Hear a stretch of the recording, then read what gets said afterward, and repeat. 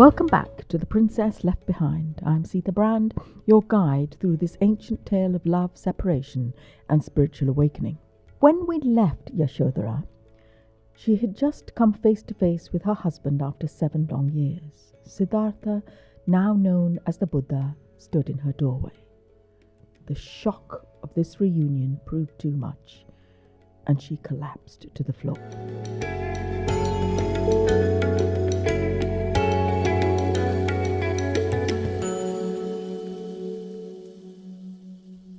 With a cool cloth on her forehead, the hard floor beneath her, consciousness returned slowly.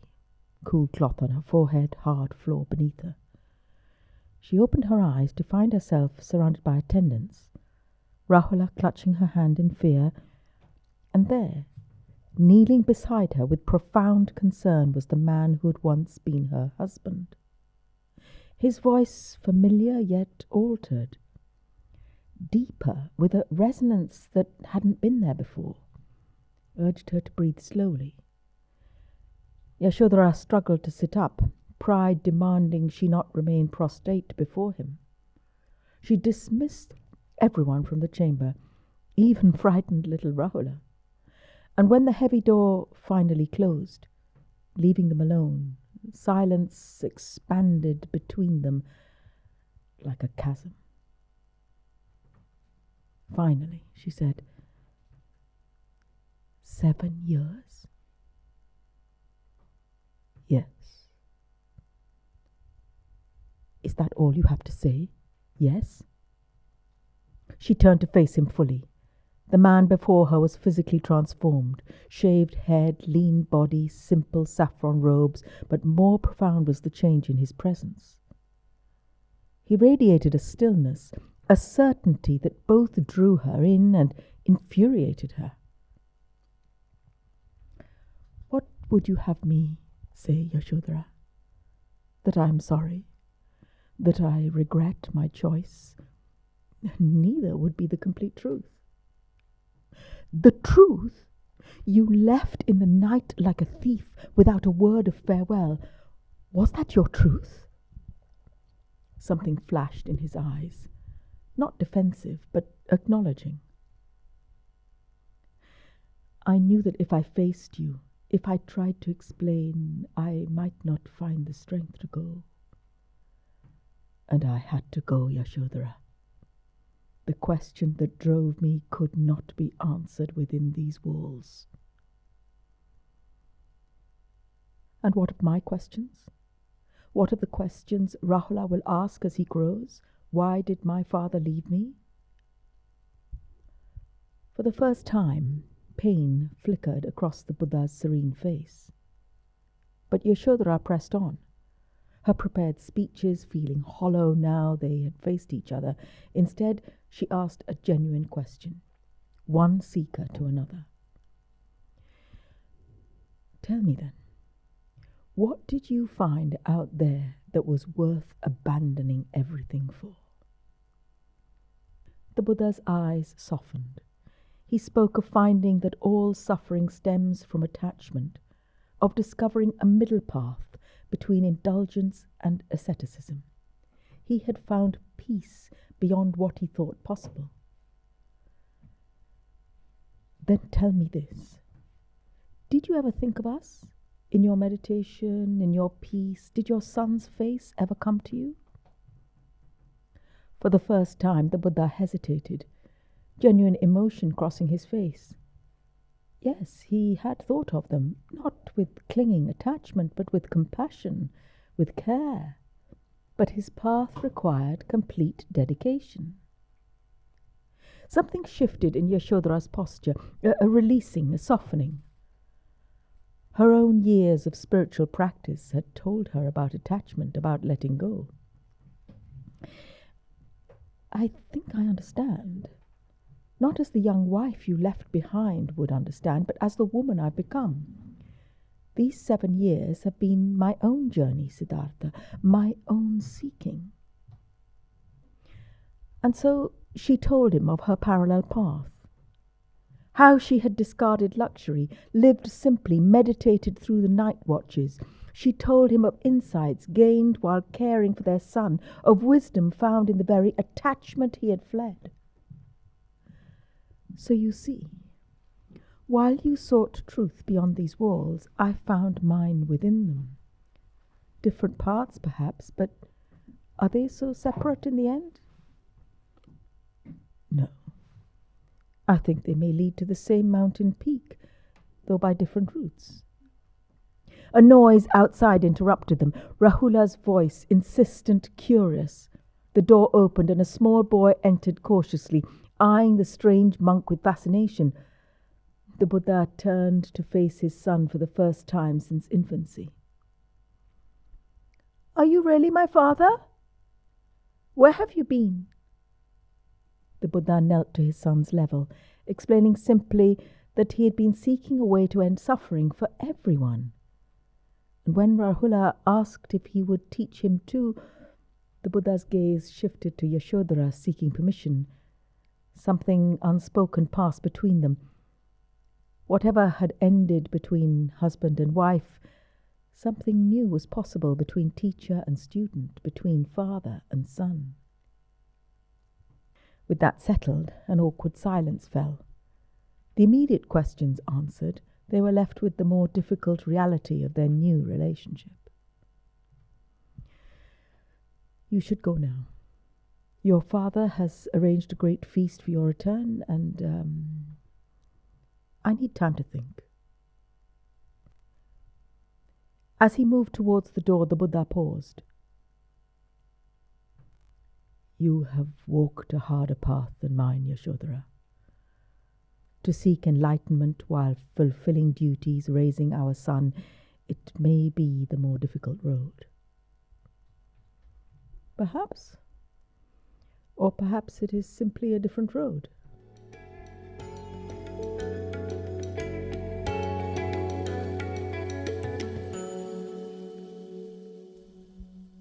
In the days that followed, the palace adjusted to the strange new reality. The Buddha and his monks established themselves in the nearby mango grove. Yashodhara watched from a distance, maintaining her own practices, her own discipline. And she watched as Rahula spent more time with his father, drinking in the Buddha's teaching with a child's openness. One evening, as Yashodhara sat meditating, her lady Chandrika entered with troubling news. They said the Buddha intended to ordain Rahula, to make him a novice monk. Yashodhara's meditative calm shattered. She had accepted the Buddha's return, had even found peace in their new understanding. But this, taking her son, her only remaining attachment, this she had not prepared for. The next morning in the mango grove, a crowd had gathered to hear the Buddha's teaching. Young Rahula sat beside him, his face alight with adoration. And as the Buddha began to speak, a stir passed through the crowd.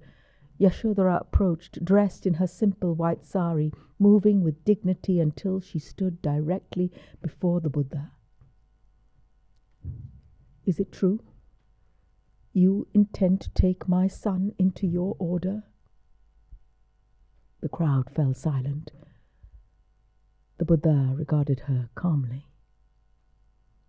"He has expressed the wish to learn the Dharma more deeply. He is 7 years old. He knows nothing of what he gives up. You left without saying goodbye. You abandoned everything. I accepted that as your path. But now you would take my son too?" The crowd murmured, shocked at her boldness. The Buddha remained silent for a long moment and then spoke directly to her. "You speak of attachment, Yashodhara. Is it not attachment that causes your suffering now? If your spiritual path has taught you anything, has it not shown you that true love means allowing each being their own journey, even when that journey leads away from us?" Yashodhara stood very still, the Buddha's words striking at the core of her being. Her years of discipline had taught her about attachment, about the nature of suffering. But this, her son? was her final attachment, her deepest love. She looked at Rahula, his young face serious yet eager. She remembered herself at that age, curious, seeking, full of questions. Who was she to deny him knowledge, even if it meant losing him? Is this truly what you wish, my son? Yes, Mother. I want to understand what he knows, about why we suffer, about how to be happy even when things are hard. Yashodhara closed her eyes briefly, mastering herself. When she opened them, something had shifted, a surrender but not a defeat, a conscious choice, the hardest she had ever made. Then go with my blessing, Rahula. Learn well, question everything, and know that whatever path you choose, you carry my love with you. She bent to embrace her son, holding him perhaps a moment longer than necessary. Then she straightened, meeting the Buddha's gaze once more. You have taken everything from me now. Husband, son, all attachments severed. Perhaps that is the final gift you could give me. Complete freedom. Perhaps it is not I who have given you freedom, Yashodhara, but you who have claimed it for yourself. With that exchange, something transformed between them. The tension dissolved into mutual recognition, two souls who had followed different paths to arrive at a similar understanding. Without another word, Yashodhara turned and walked away, her back straight. The crowd parted silently before her, many bowing in newfound respect. As night fell, Yashodhara sat alone in her chambers. The space felt emptier than ever. No husband, now no son, just herself and the quiet. For the first time in 7 years, she allowed herself tears, not of grief or anger, but of release. Everything she had clung to was gone. What remained? As the moon rose full and bright, Yashodhara made a decision that would change everything. In the darkness of her deepest loss, she found her most profound liberation. Rising with sudden purpose, she called to Chandrika. Bring me scissors, and tomorrow at dawn, go to Buddha's assembly. Tell him I have made my choice as well.